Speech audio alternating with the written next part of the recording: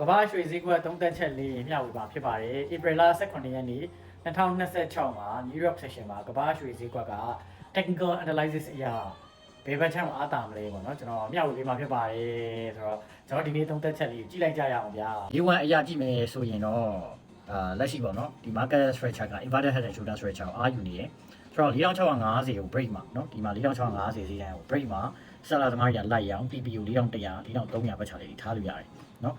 အဲ့ဆိုတော့ဒါဒီမှာကျွန်တော်အနီအောင် line တွေ direct line တွေနော်4669လောက်မှာအဲ့ဆိုထားပေါ့ဆိုတော့4840ကို break ရင်ဝယ်မယ်เนาะဒီပေါ်ထက်ရောက်ဝင်ဝယ်မယ်ဘယ်ထိထားလို့ရဆို9300 9200 9300ထိထားလို့ရတယ်အဲ့ဆက်ကဒါเนาะဒီမှာ red line လေးနဲ့ကျွန်တော်ပြထားပြီးသား4805 4802ဘက်ချလေးလောက်မှာပိတ်ပေါ့အဲ့ဆက်ထားပြီးတော့ဆိုတော့တရက်တာမှာတော့ဒီ price လေးမှာအဝယ်ရောင်းကောင်းတယ်เนาะ A4 ကြည့်မယ်အဲ့တော့ A4 ရ4နာရီ check အရာကြည့်မယ်ဆိုလို့ရှိရင်လက်ရှိမှာcap shape ကိုယူနေတယ်ဒီမှာဒါ cap shape structure ကိုယူနေတယ်အဲ့တော့ cap shape အရာကြီးဒီမှာ200 EMA line ကနေလည်းထောက်သွားတယ်အဲ့တော့ဒီ4နာရီ candle data 4800အထက်မှာပိတ်တယ်ဆိုလို့ရှိရင် market က4890 5000ထောက်တက်သွားနိုင်တယ်ဒီမှာ structure ကြည့်ရင် cap shape structure ရှိတယ်ပြီးတော့အရှိကိုပြန်ကြည့်လိုက်ဒီမှာ impulse က bull impulse ကိုတက်သွားတာတွေ့ရတယ်เนาะဒီမှာ bull impulse ရှိတယ်ပြီးရင်တစ်ခါဒီမှာ correction ပြန်ယူနေတယ်ဒီချိန်မှာဒီ correction ယူတော့ဒီမှာ W shape တစ်ခါဝင်တယ်ပြီးတော့အခုဒီမှာ cap shape တစ်ခါသွားနေတယ်ဆိုတော့ A4 မှာကြည့်လို့ရှိရင်technically အ attachment အားတာတယ်အဲ့ဒါမှအခု4နာရီ4800အထက်မှာပြင် confirm ပို့တည်ကြသွားပြီအဲ့လိုမဟုတ်ဘဲနဲ့4နာရီ page တည်တာ4800အောက်ဒီနေ့အဖြစ်4990အောက်ဒီပြန်ပြင်ရင်တော့ဒါ cap shape ကထပ်ပြီးတော့မှဒါ4950လောက်ထိယူနိုင်သေးတယ်လို့ပြောလို့ရပါတယ်ဆိုတော့အခု4နာရီ page ကိုဒါကြည့်လိုက်ပါ4800အထက်4810စနစ်တွေပါဖြစ်တယ်ဆိုရင်ဝယ်လို့ကောင်းပါတယ်ဝယ်ရပါလိမ့်မယ်ဒါ H4 အရာပေါ့နော်အဲ့တော့ H1 အရာကိုဆက်ကြည့်ကြအောင်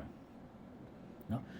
H1 အရာကြည့်မယ်ဆိုရင်ဒီမှာ impact ရှိတယ် impact ပုံမှာဒီမှာ V shape နဲ့ပြန်တက်တယ် inverted head and shoulder structure ဖြစ်တယ်ပြီးတော့ဒီမှာ correction လာယူတယ် corrective wave သွားနေတယ်အဲ့တော့ဒီ shape နဲ့ပြန်ကြည့်လို့ရှိရင်ဒီမှာ cap shape structure မျိုးဖြစ်တယ်အဲ့တော့မှဒီမှာလာနေရတဲ့ဒါ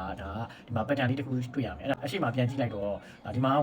wave impact movement မျိုးရှိတယ်ဆိုတော့ H1 အရာပြန်ကြည့်လိုက်တဲ့အခါကျတော့ဒီဇုံလေးကိုကြော်လွန်တဲ့အခါကျရင်ဈေးကတက်သွားလိမ့်မယ်ပေါ့နော်ဒီကောင်လေးဒီမှာ correction ဖြစ်နေတာဆိုတော့4805ပေါ့ဗျာ4805အထက်ကို closing တနာရီမှာပိတ်သွားတယ်ဆိုရင်နောက်လျှောက်4880ဖြစ်နိုင်တယ်အဲ့တော့ဝယ်သမားတွေက4805အထက်မှာဝယ်ဖို့အားကောင်းနေဝယ်ပါဒီ trade ကို TPU 4830 4840နော်4880လောက်ထိထားလို့ရတယ်အဲ့ဆိုတော့ဒါပြောင်းစ4800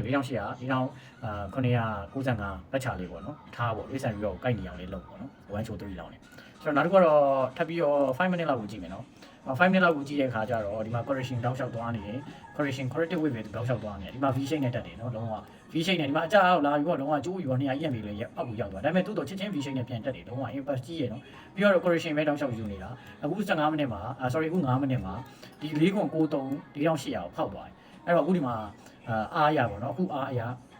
ဒီ price လေးပေါ့နော်4800 12ပေါ့နော်4812လောက်ကိုတိတ closing ဒီ body အထက်ရောက်သွားမယ်ဆိုရင် market က5မိနစ်မှာ4850 4880ထိတက်နိုင်ပါတယ်အဲ့တော့4805တို့4812တို့အဲ့ဒီ zone တွေကိုဖောက်လို့ရှိရင်ဝယ်ဖို့အားကောင်းလိမ့်မယ်ဆိုတော့အယောင်းသမားတွေကတော့ဒါ4850တို့80တို့လောက်ကြာမှရောင်းနောက်တစ်ချက်က4800အောက်ကိုပြန်ရောက်တယ်ဆိုမှပဲရောင်းပေါ့နော်အဝယ်သမားတွေကတော့ခုနကကြောင်ပြောတဲ့ zone လေးမှာလောက်ရင်အကောင်းဆုံးဖြစ်မယ်တစ်ချက်ရှိရနေနေတောက်ကြနေပါအဲ့ဒါမမေ့ပါနဲ့အဲ့ weekly ကိုကြည့်လိုက်မယ်တစ်ချက်တစ်ပတ်တာအောင် okay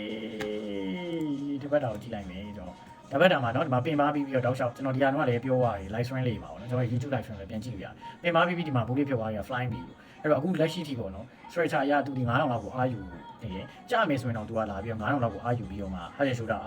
and shoulder structure နဲ့ပြန်ဆင်းသွားတယ်အဲ့တော့နောက်တစ်ဆင့်ကအခုကနေတက်ရင်အဝယ်သမားတွေက9000ကိုထပ်ကြုံမလားဆိုတော့ဆက်ကြည့်ရအဲ့ဒါကိုကြုံမှ6000 9000မြင်ရလိမ့်မယ်အယောင်းသမားတွေကကျတော့အခုကနေ9000ကိုမကြုံဘူးဟေ့ဆိုလို့ရှိရင် swing ပေါ့နော်အယောင်းသမားတွေက swing ရှောင်းနေတဲ့လူတွေ position မားတွေက9000တရားအဲ့လိုပတ်ချလေးမှာရောင်းဖို့ကြည့်ရလိမ့်မယ်ပြောချင်ပါတယ်ဆိုတော့ဒီနေ့ကတော့တောက်ကြနေပါရောင်းဝယ်လုပ်တဲ့အခါမှာစိတ်ရှည်နဲ့ဉာဏ်ပညာ system တွေကိုအသုံးပြုပြီးတော့ရောင်းဝယ်လုပ်ပါ risk management ကိုလည်းလုံးဝမမေ့ပါနဲ့အဲ့တော့အောင်မြင်တဲ့ trader ဖြစ်ပါစေပျော်ရွှင်ပါစေ see you ပါနောက်ရက်ဒီမှာလည်းကျွန်တော်သုံးသက်ချက်လေးပါပြန်ဆောင်ပါမယ်ဗျ